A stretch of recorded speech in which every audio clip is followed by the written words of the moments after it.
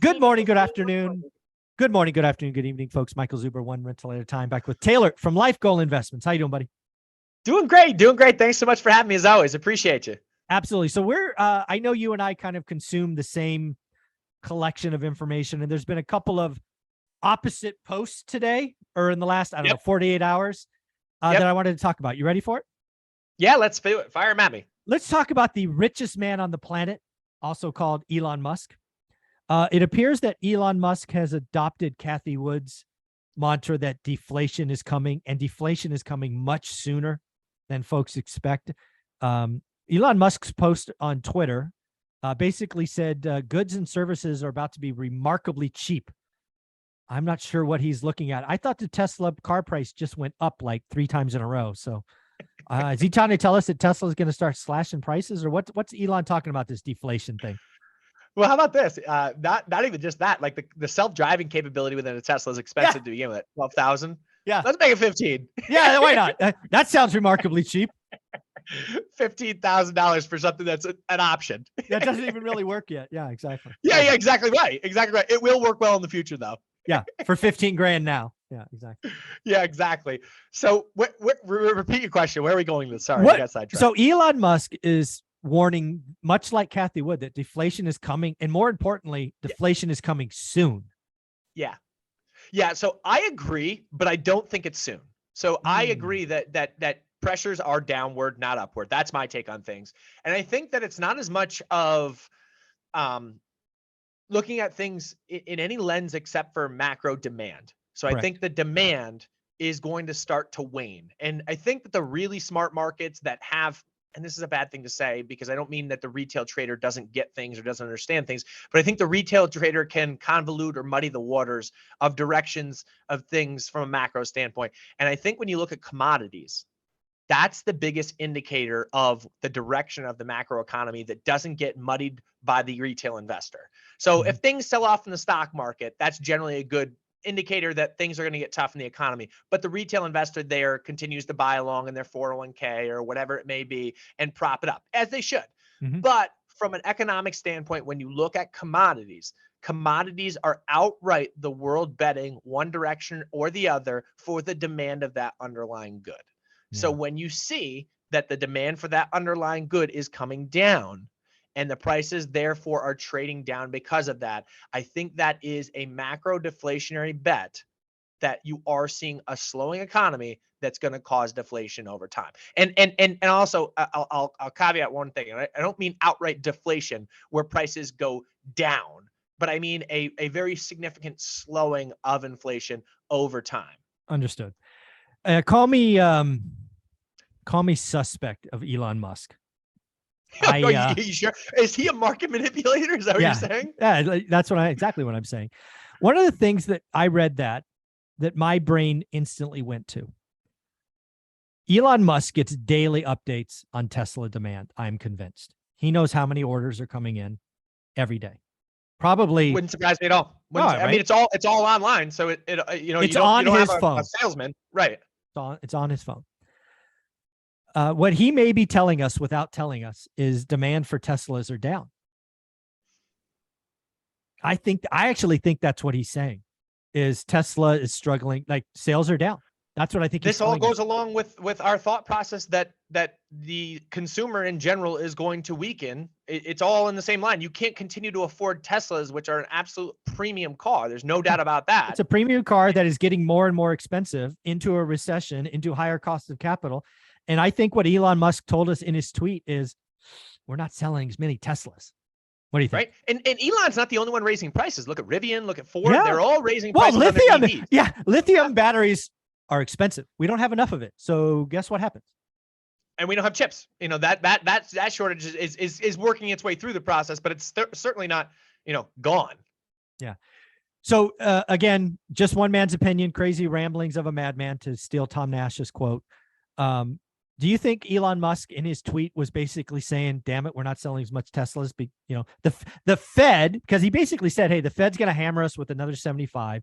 It's going to cause weakening demand. It's going to cause things to become cheaper. I see the feedback loop you're going at here. Yeah. And again, it's like, damn it, we're not selling enough cars, right? The Fed is killing Tesla. Is that's what happened? And he's saying I can manipulate the Fed into saying that deflation's coming, guys. Exactly. Watch out. You're blind to this, etc. Where the Fed on the other side says we're going to control inflation. Yeah, I don't we're care. going to kick Tesla in the nuts.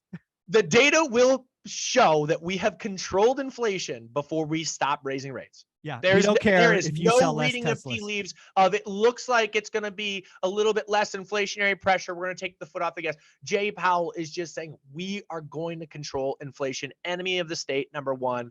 Don't get it twisted in any single way. And at this point, as we talked about, it's core inflation. That's their target.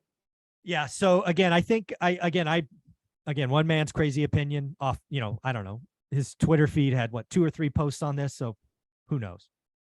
To be clear, I think everyone's probably drawn the full complete circle here, but Michael's basically saying that he's going to tell the Fed that deflation is here. Therefore, the Fed's not going to raise rates as quickly, and therefore people can more easily appropriately afford to leverage themselves into buying a Tesla. And oh, by the way, unemployment won't rocket higher where people will get scared and negative wealth. I mean, there's all kinds of things that he could be doing here. Yes, Elon Musk has been known to use his rapid followings to manipulate markets, as we've seen. And he's in hot water for Dogecoin about it too. Like there's an outstanding SEC probe on him on Dogecoin to say that he, the Boring Company, Tesla, who all had a position at one point in Doge, are all manipulating the price higher in something that they know, and that the probe says something that they know had no intrinsic value outside of marketing. Yeah, crazy stuff, crazy stuff. So again, Elon Musk saying a deflation coming, and then you flip the script and you've got Peter Schiff saying hyperinflation is coming. Man, this is a crazy world we live in. What do you think about hyperinflation? It really is. It really is. This is why. So like one of the things we do, and so like little commercial on our company, one of the things that we do is like, we don't take a staunch opinion that this or this is right. Yeah, you can't. There are very smart people on both sides of every equation. You look at Citi and they're telling you that the market's going to sell off. Then you look at Merrill Lynch and they tell you that the market's going to rally. Like they're all smarter than us. What we do is we just sit here and say, hey, we're going to allocate the chips accordingly. We're going to diversify and get your risk spread out to give you a sustainable, slow growth return pattern along the way. We're never going to be really wrong. That's how we're going to win over time. It's just not ever strike out. Singles and doubles, baby. And to your point, this is the exact case in point that we're talking about. Elon says deflationary pressure, and then you get hyperinflation on the other side. The exact same data being present to both of them. Yeah, it's pretty wild. I don't think either of them are at least possible in the next year or so. My crystal ball doesn't work tomorrow, let alone past a year. But it is interesting because I can at least tie together Elon Musk logic. Because again, right, if you're a CEO, you look at your Tesla data every day. Hey, we sold, I don't know what it is, 30,000 cars, and suddenly, oh shoot, only 26,000. Oh shoot, 23. And I'm making these numbers up. I get it, right? That's a problem. A lot of his net worth is Tesla stock. So, I mean, I can put that together. Then you got Peter Schiff talking about hyperinflation. And near as I can tell, this is his logic. Fed's going to hammer us, cause a recession. They're going to QE to infinity, cause, they're going to go negative on rates, which is going to cause them to not only buy corporates this time, they're going to buy stocks and ETFs. And that's going to cause inflation. I mean, I mean, I guess I get it logically, but I don't see that mess.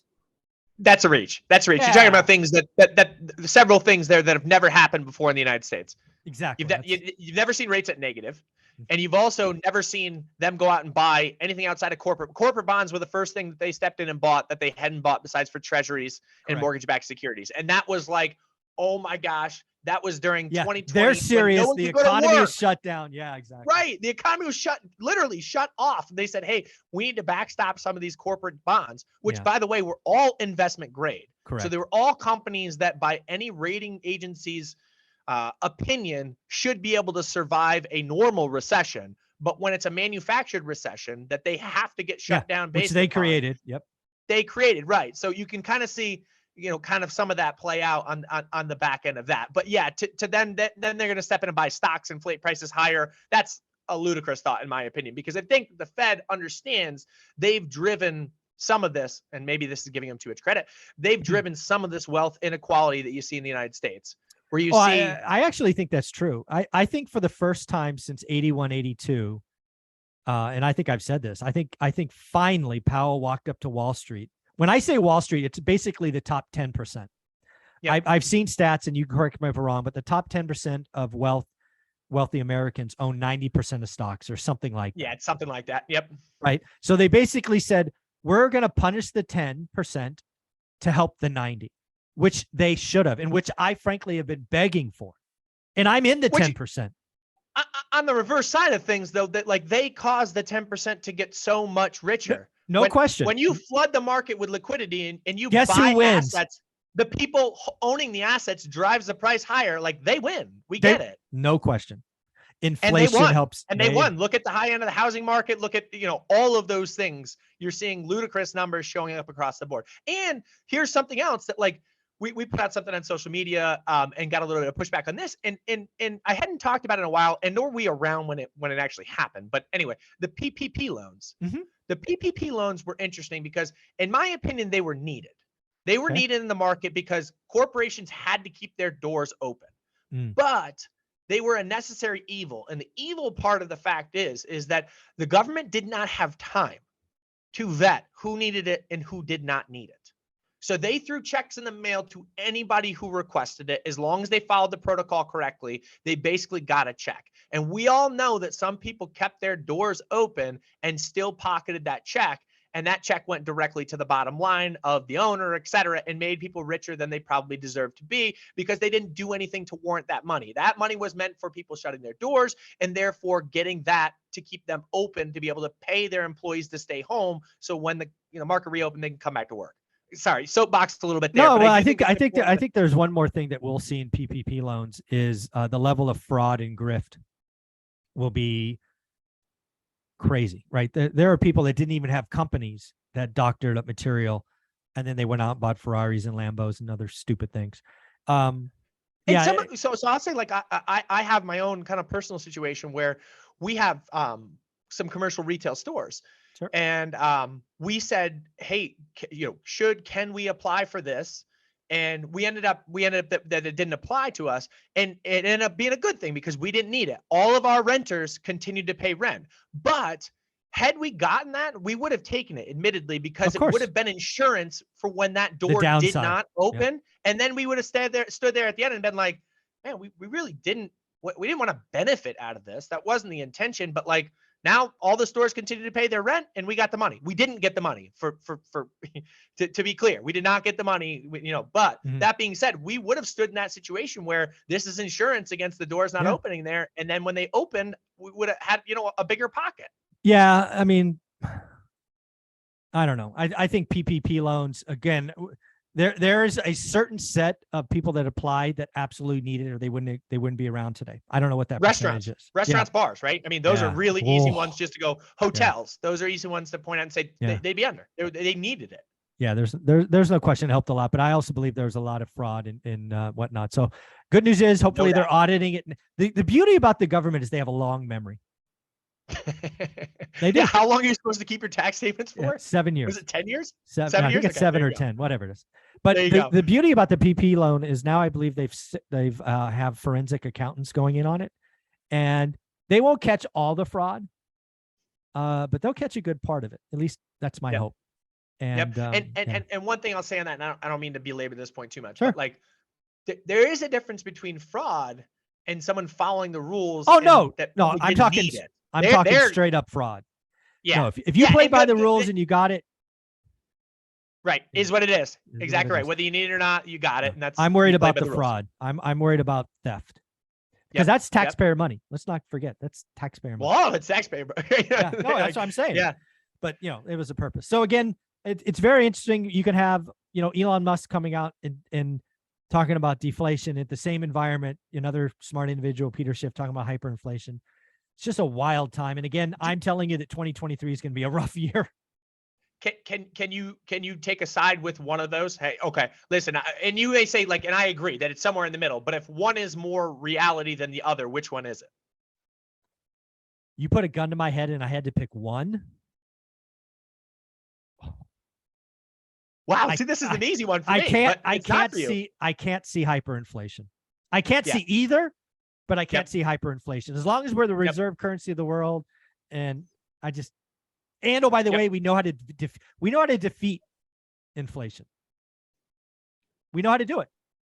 That's it. Do we have That's the it. balls This- to do this it? 75 becomes 150 if it ever needed. Yeah, like 300. all of that's on the table. 500. Yeah. Yeah. Yeah. I mean, you know, Argentina did 950. yeah, exactly. 950 basis points in and 9.5%. And you could do it on a Saturday. You want to really shock the market? Do this shit on a Yeah. Saturday, Yeah. Yeah. not some yeah, you're right. scheduled meeting. So, So again, I don't see it, but of the two, having gun to head, deflation. Yep. I just can't. Yep. I I'm can't. with you on that. I just can't squirm into hyperinflation. So It's another derivative off that gets you to hyperinflation. yeah, it's that second never happened before thing. Right. It's just like, right. anyways, where can people find you, Taylor? Yeah, find us at Life Goal Investments on Instagram. Thanks so much for letting us say that. Appreciate you, Awesome. Michael. As You got it, man. always. Take care. Thanks. All right.